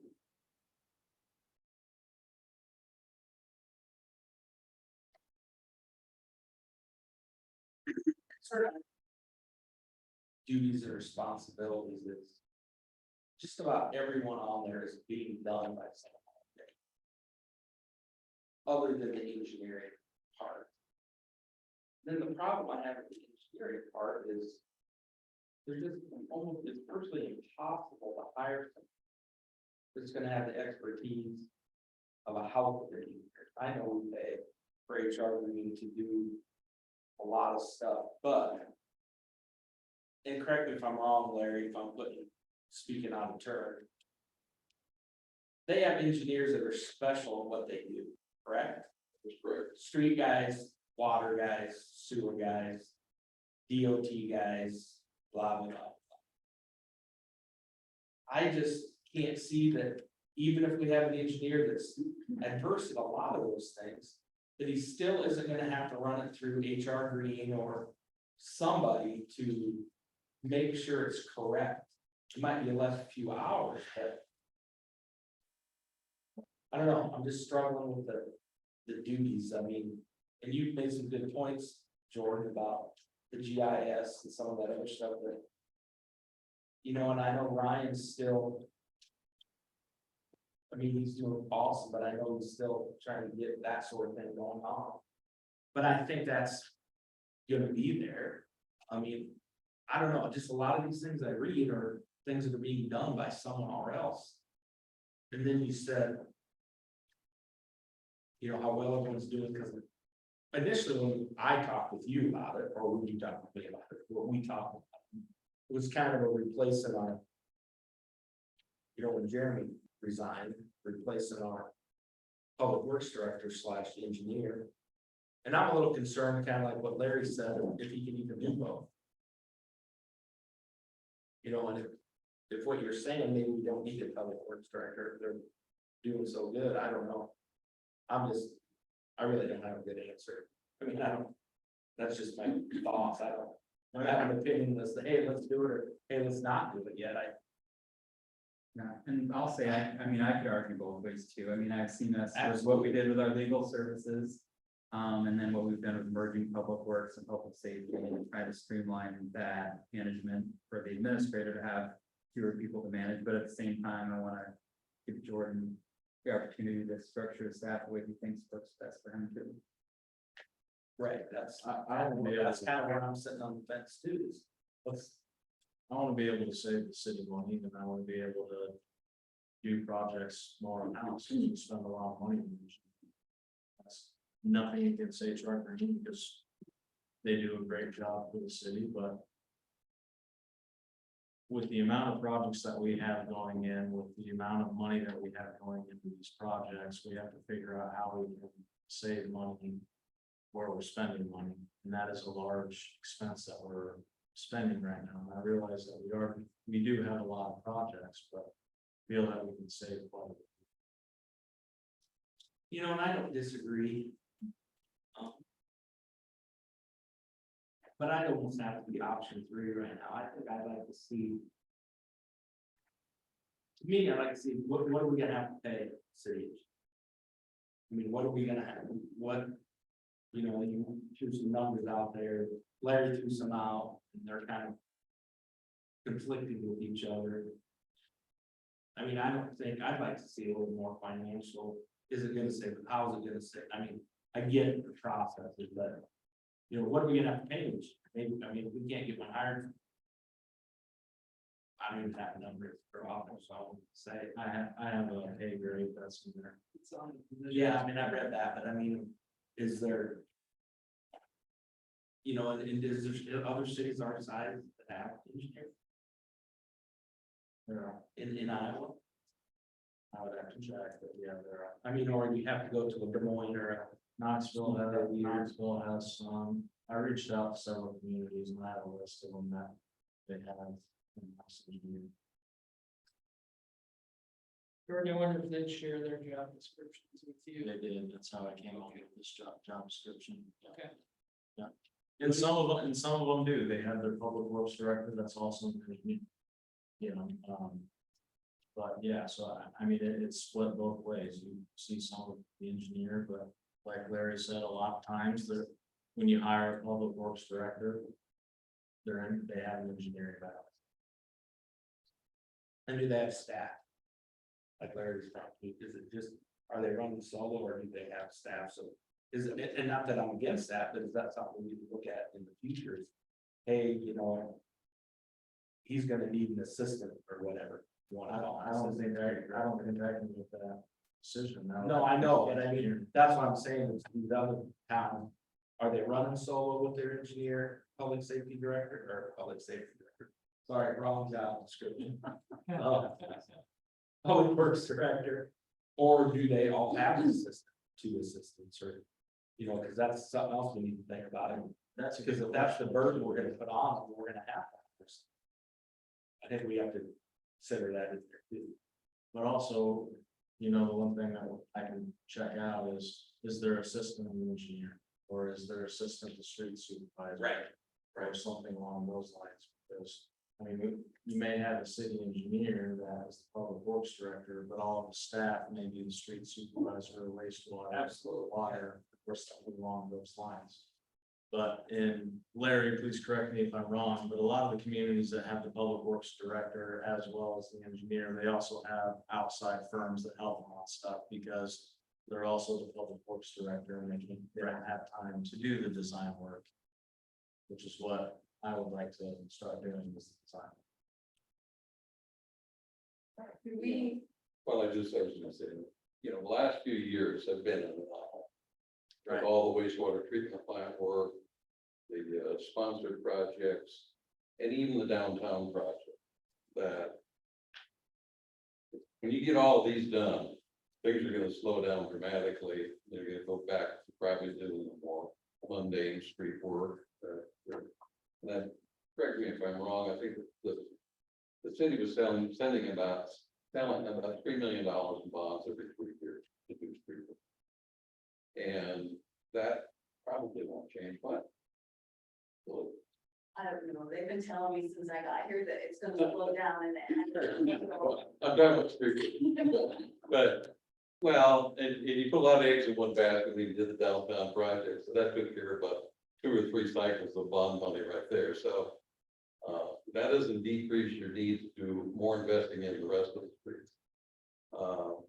But certainly when the current projects get done, you know, that outflow of cash should slow down significantly. Until we decide to do an expansion of the water treatment plant or something like that, but again, in-house engineering isn't gonna be able to take care of that way. But the fact of the matter is, there's still an awful lot of work and in-house engineering. On a daily basis, there's just a project work, but I think you have to be realistic in what that individual person can actually do. And like I said, to really do much work, you only need staff. You know, you do need to do surveying. You do have some, I don't know if you have survey grade equipment, but there's going to be additional investment in CAD equipment, printing equipment, and this type of thing. And so you're going to have to make a larger investment than just an engineer. The only other thing I'd like to caution you about, because we started with it, so that every engineering firm in the state and every city and county was a distinct shortage of engineers. Very, very shortage, drastic shortage of engineers. We've been looking for folks. Experienced folks are hard to find. And to get them, you have to entice them with a great amount of money. The only other thing I'd like to add too with that, I'd like to announce that Brandon Michelson has come back to HR Green. He left us a couple years ago, go to work for Clyde, and he's now come back to us. He's going to work out the Cedar Rapids office. That was a extreme stroke of luck that we could get an engineer with this experience. But to actually do justice in that position, that's what you're going to have to pay. And I can tell you, he's going to be great. It's way above 100,000 a year that he is going to pay. So you need to be realistic about what you're going to have to pay. Get someone with experience, particularly a significant amount of design experience, if that's what you want them to do. So. I would just gonna suggest that we back up a couple years. At the design phase of the Main Street project and the other things that we were doing and see what, because we know what it costs that. And to have that, to just be able to price that. Because the design of the street would still be for the central business district street, all the sidewalks and all that stuff might have been split up. But that was like the last, sorry, I'm gonna say normal year, and in terms of the split between what could be done locally but we would need to seek additional assistance and at least some sort of minimum engagement with the firm. And just to see how that really split out, I mean, it's hindsight's point, closer to 2020. How would we have divided that and, you know, out of your experience and from your opinion, where, how would those projects bring back this year? Have been split out and have been split out and then see how that applies in the current rates. Just so we can figure it out. Yeah. I'm making So we can break down on design costs. Yeah. It's really playing a realistic scenario. You're saying a year before that. Right, because if you started designing. More than a year before. 4 years of design. It- it's multiple people staying in the past. And then we also had some regulars. Taking an example of an average year, In the beta. not a big project like downtown or wastewater. And then sort of look at that and try to put a dollar amount on how you would split that engineering work up. Okay, in-house guy can do this, we'd have to farm this out to somebody else. See what that looks like. So are you were saying Something that Barb just touched on. Normal year. Sorry. I've been here for 13 years. I can't say that there's ever been a normal year. Some There's years, always some sewer. there's just a lot more some years than others. As I mentioned, you know, the bond money, the $3 million in bond money. They typically do a large street project, a reconstruction project. And then with what's left over, we could do asphalt work. And then combine other monies with that and, you know. And just like in 2017, that project, which was 6th Street and 8th Street, that ended up being well over $4 million. It started out less than that, but then just things got added to it and added to it. You know, and then right after that, we started in on a $9 million project downtown. Place there was the intersection. Yes, that was another one. That was 1.7 million, or 1.4 million.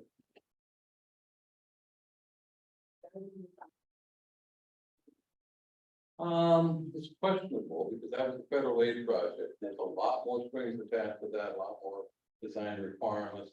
But when I was in Oskaloosa, we used to design federal aid projects. If you have the right staff, you can still do it. And then the construction observation is a lot more intense.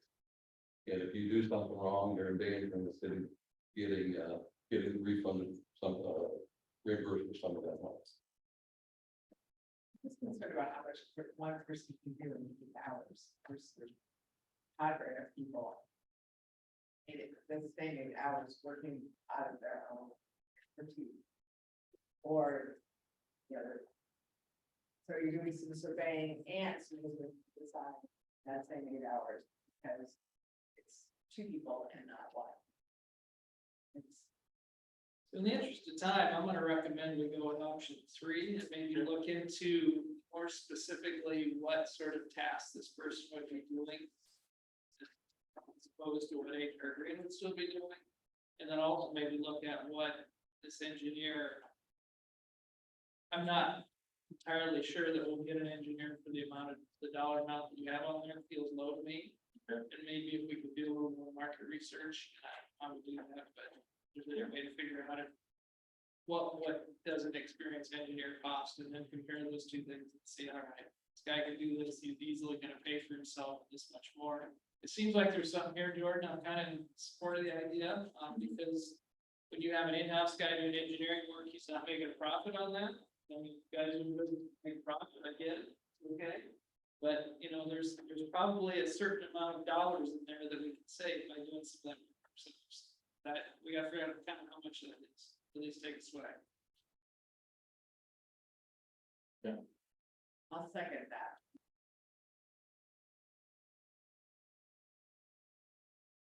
And concur with what Steve said. I think there's definitely something there. Just give us a few more numbers. So we can. Sounds good. Better educated. Yeah, I can do that. And I'll try to look at projects going further back as well. That way we can get a good figure.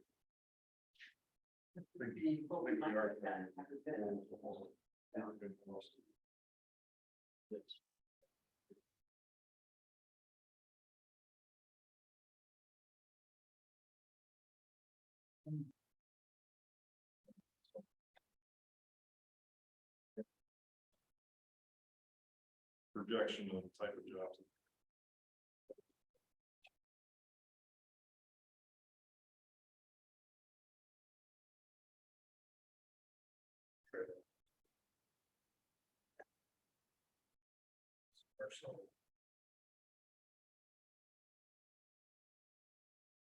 Have any more direction for Jordan on that?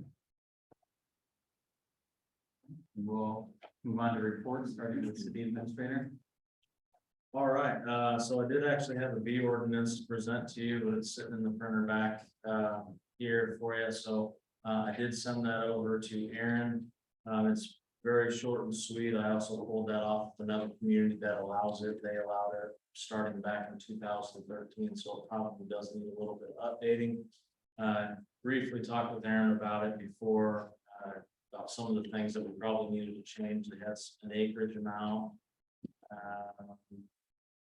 They have the amount of how many apiaries you had and beehives, yeah, hives.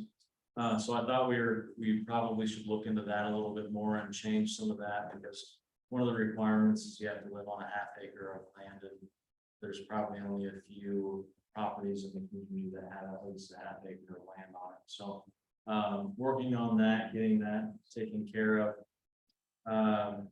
Had leadership last Thursday. It was a really fun day, Ag Day, so we learned a lot about the agriculture around Nevada. And it's pretty impressive how far our fingertips out, stretch out across the globe with all of our, whether it's John Deere or our Van Wall, Almaco, Berg, we're everywhere. It's pretty impressive, so. We also have coffee with the council this next weekend, so if any of you guys are available, starts at 9 a.m. Awesome, okay. But other than that, just any questions that you have about my report or anything else? Farm grounds, 9 a.m. Yeah. That's this week, coming weekend? Yep. Well, for 13.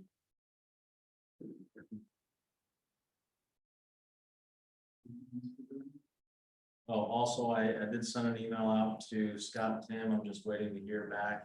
Scott Tim was the gentleman with Iowa State that does the outreach and help with development and strategic planning for council members. Then moving on for reports, I was gonna bring up the community coffees and talking to Jordan earlier, we thought it would make sense to keep doing our normal cadence of in-person coffees, but add a once a month Zoom version that can happen during a weekday when staff is already on the clock, because a lot of it would require their time to talk about various projects going on. So that's kind of how we were thinking would be best to do both types of events. So wanted to throw that out, get your feedback, if everybody's on the same page for that. So the Zoom one would be like frequently asked questions that Marlis is getting, and have staff talk about, what's going on with whatever topic that is. So topic based. We had planned doing that like during the week. Say a Monday or Tuesday, maybe mid-morning or something like that. So that way it's not taking up anybody's time on the weekend for our staff. It would be there to watch later for whoever's not available live to watch it.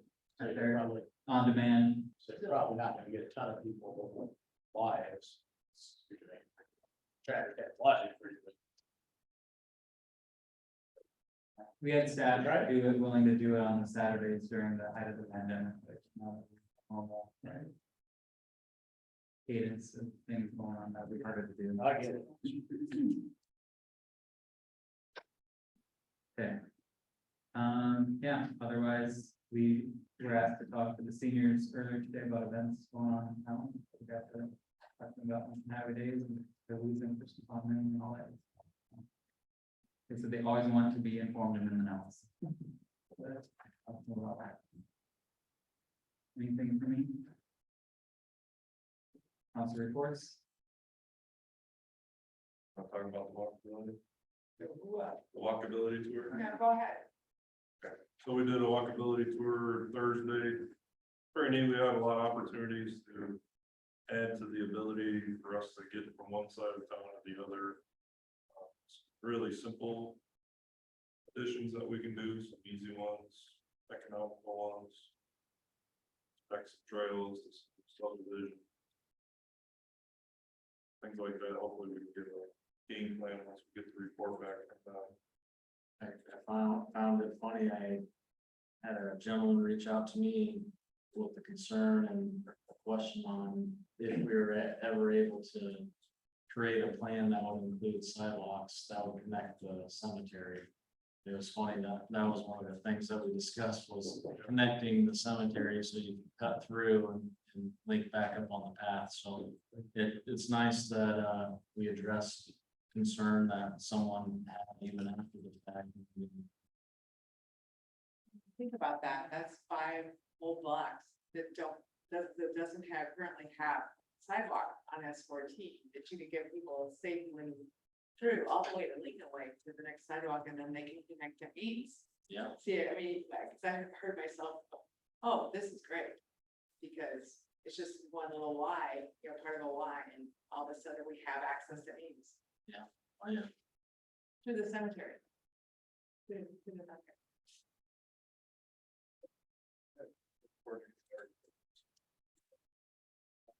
There's a lot to do, but I think a lot of low-hanging fruit. Yeah. The reports? For Main Street Nevada, we had several representatives attend the IEDA downtown conference where they got some great new ideas. A lot of good people there. Networking, there are 2 new Main Street communities, Albia and Monticello, just announced. So they're the newest ones after Nevada.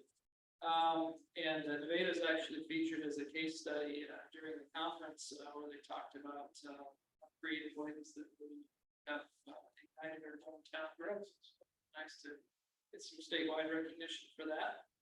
Nice write-up too. I'll have to Yeah. send it around. Yeah, sounds good. Camelot Theater, you may have noticed there's a big piece of equipment out front, so they're starting some facade work on that, so they're going to wash the surface, get as much loose paint off as they can, and then begin a chemical stripping process as well as replacing damaged bricks. We hopefully completed all this year, part of the envelope, the exterior of the building, seal it up before winter. We fix the drainage problems which are affecting their use as well, so we continue to work on all this. Lots of good things going on there. They're still looking for donations. The reports? We also had a Lincoln Highway Days meeting. We are gonna try to have the rides open again on Friday night.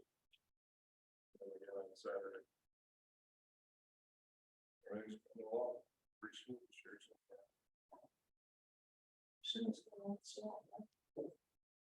We'll see. What's up? Hopefully good weather. We have staff coming forward, so we'll start with the right. Yeah, just real quick, thank you for your support tonight on the rural contract.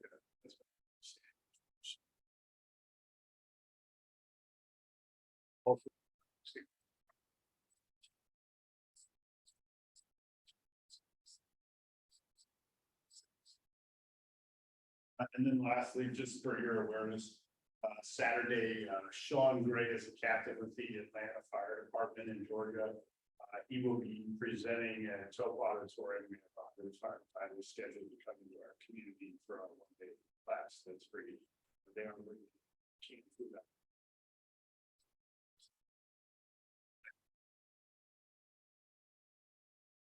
And did you have anything from any this evening? Thumbs up from Ryan. Says. They all know.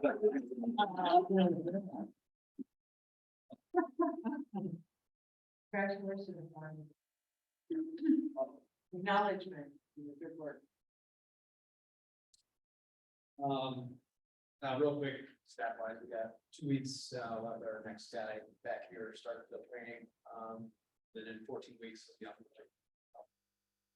Yeah, the letter was I didn't even know about it today.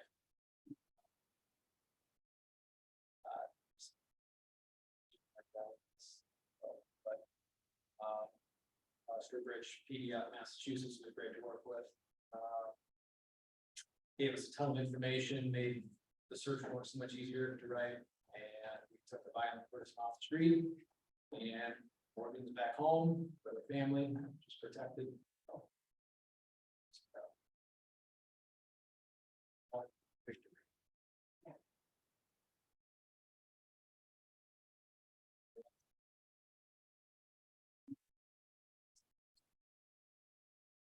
Karen? We finally received the draft for the FY 21 audit for reviewing and also already some paperwork to start the FY 22, so hopefully we'll have a timeline with that one. We also studying paperwork for the off audit. Great.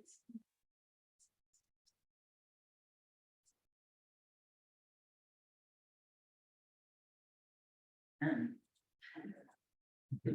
Larry? I'm good too. No, I don't have anything to report. I apologize for not having a monthly report on the project, so. I have about 1,500 miles on the motorcycle last week, so. At the next meeting, I'll have an update on the project. Karen? Nothing for me. Else, anything else before we adjourn? Jason, all those in favor? Aye. Opposed? Go ahead.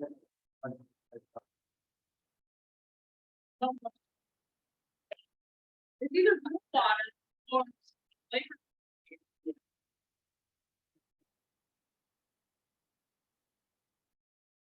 I'm just gonna take it here.